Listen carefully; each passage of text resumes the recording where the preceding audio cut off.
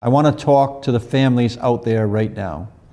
Too many Rhode Islanders know what it feels like to lose a loved one, a neighbor, or a friend to gun violence. And a tragedy like this is incredibly difficult for people of any age to process. So what I can say right now that we have identified the person, the suspect, by a birth name. The birth name was Robert Durgan. We have also learned that the person does go by the name of Roberta, also uses a last name of Esposito. But again, that will be all confirmed throughout the course of the investigation as to their status. That really doesn't have anything to do with the investigation. So just about 1 week after the school shooting in Canada, we are dealing once again with another shooting here in the United States, perpetrated by an individual with gender confusion and severe mental issues going on. I'm, of course, speaking about the ICE Rink shooting that took place in Rhode Island yesterday and made nationwide headlines. And we are already going to watch the cover-up, first of all, by mainstream media, who's going to intentionally omit or hide very deep in the article the actual details of his alleged gender identity. And secondly, the excuses from leftists who are going to say, oh, this has nothing to do with the trans. Why are you making this about that? Except I would point out that when you learn the specific details of this case, it does seem very apparent that not only is it a relevant detail, it may be the very entire motive as to why he tried to kill his family to begin with. And perhaps it's long past time that we had an honest conversation about this, that we acknowledge as a society that, first of all, when you're talking about people who are on brain and body altering hormones, who have a identity crisis going on where they believe they're born into the wrong body, perhaps it shouldn't be all that surprising that people who are dealing with these problems may engage in erratic and unstable behavior and sometimes even in violence. And when you learn the details here, perhaps it ought to be true that instead of saying 100%, we're going to completely uplift these people's lifestyle. Oh, you're dealing with an identity crisis. You're dealing with mental issues. Okay, let's double down on those things. Maybe we ought to treat these people as, hey, no, you have a problem going on. We need to fix it. We're going to be compassionate. No one's calling to, bully or traumatize or attack these people. But it is to say, hey, maybe there ought to be an acknowledgement instead of being scared of being called transphobic. No, you do seem to have some issues going on. Let's solve those issues. And hey, you're never going to get a 100% solution to anything, but perhaps you might see decreased cases of these types of violence if instead of ignoring the warning signs leading up to the violence, as society is taught to do, because hey, don't be transphobic, we address that, right? We tackle that head on.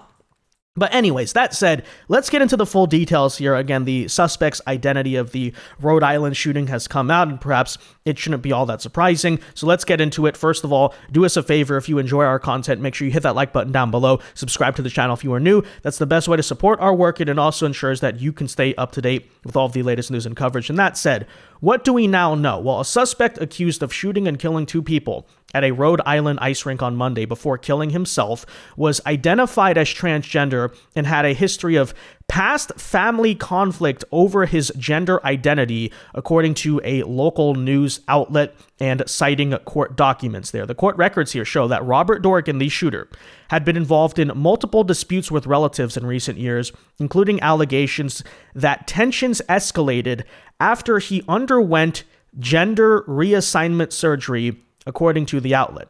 Now, Durgan, 56, is accused of opening fire inside the Dennis M. Lynch Arena in Pawtucket during a hockey game between these two schools in what police described as a family dispute, according to the police chief. So it does appear that because of the tensions he was having over this trans thing and his transition and all that, he did attempt to target his family before ultimately taking his own life. Shot my family.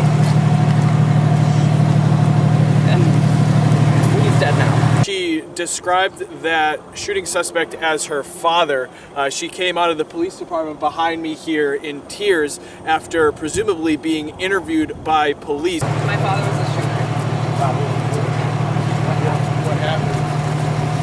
Shot my family. And he's dead now. What was the reasoning? Was there a family argument? He has mental health issues. So yes, she goes on to describe those mental health issues a little bit more. She says that he had been struggling with mental health for quite some time. She said, quote, he was very sick. And yeah, quite obviously, we're dealing with someone with severe mental health issues. Mental health issues, by the way, that were widely reported by his own family, but it does appear, just to speculate, but it does seem like because of the societal stigma that, hey, no, it's not a mental health problem, it's perfectly normal to want to transition and all of that, it could be the case that these warning signs were ignored, not by the family. The family knew this guy, right? But by society, by our institutions as a whole. I bring that up because here are the details. A federal law enforcement source told Fox News that the gunman had killed his wife and shot 3 of his children before turning the gun on himself in what the source described as a domestic violence incident. And it does appear that this was a guy who went through a lot of life being perfectly normal, I guess you could say, right? He had a wife, he had multiple children. All of a sudden, one day, wakes up and decides that he wants to transition while he has kids in the house and all of that. And obviously, it's a shock to the senses, and very likely you would look at that as a logical person who's being honest and not political and say, okay, something's going on with that guy. How do you live your whole life as this normal straight male with a family with kids and all of a sudden say, I want to abandon these people overnight and want to turn into a transgender, right? But of course, society says that's completely normal. And actually, you're a bigot. You're severely hateful if you suggest that, clearly this guy has something going on that's not normal, right? But here's what we know. In 2020, Durgan reported to North Providence police that he had undergone gender reassignment surgery and said his father-in-law wanted him out of the family home because of it. Police identified the suspect by the birth name Robert Durgan and said he also went by Roberta. Well, there you go.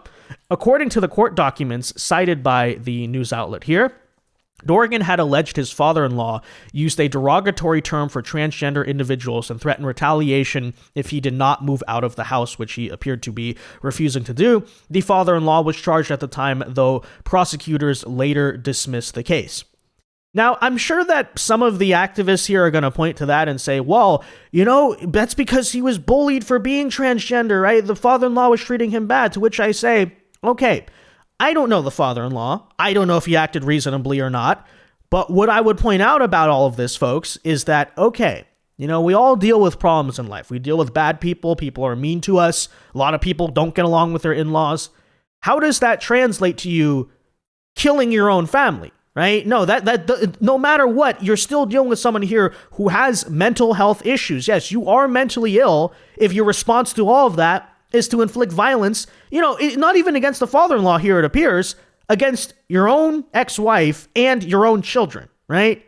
So, that's the thing about this, is no matter what, the conclusion here is you're dealing with this individual, Robert Durgan, who was not normal. He was not okay in the head.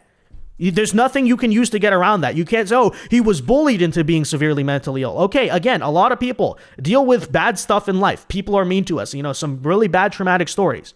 But still, whatever's going on upstairs to say, okay, I'm going to kill my own children because of it. Yeah, it's not normal. It will never be normal, But anyways, court filings also show that Durgan's then ex-wife initially cited gender reassignment surgery, as well as narcissistic and personality disorder traits in divorce paperwork before the grounds were amended to, quote, irreconcilable differences.